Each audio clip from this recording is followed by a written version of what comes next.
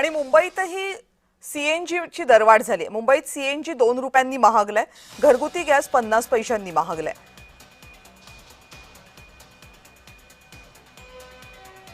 Petrol आणि डिझेलच्या दरवाढीनंतर आता सीएनजी मध्ये सुद्धा वाढ झाली आहे. मुंबईमध्ये सीएनजी 2 रुपयांनी वाढला. आता तो आधी तो 84 रुपये किलोने मिळत होता, आता 86 रुपये किलो.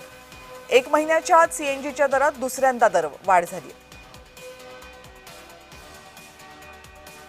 काय ते फटका तर बसणारा सर्वसामान्याला. सर्वसामान्य जनता ह्याच्यातून होरपळून जाते या.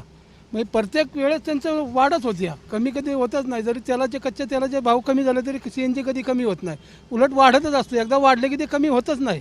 त्याच्यामुळे सगळेच हैराण आहे त्याच्यामुळे, ड्रायव्हर लोकही. कॉमन मॅनला काहीच हे नाही आहे. कॉमन मॅनला काही असं डिस्काउंट वगैरे काही नाही आहे. जे श्रीमंत आहेत त्यांना सगळं म्हणजे अफोर्डेबल आहे. कॉमन मॅन वर्किंग क्लासला काहीच नाही आहे. अफोर्डेबिलिटीचा हा प्रश्नच नाही आहे काही.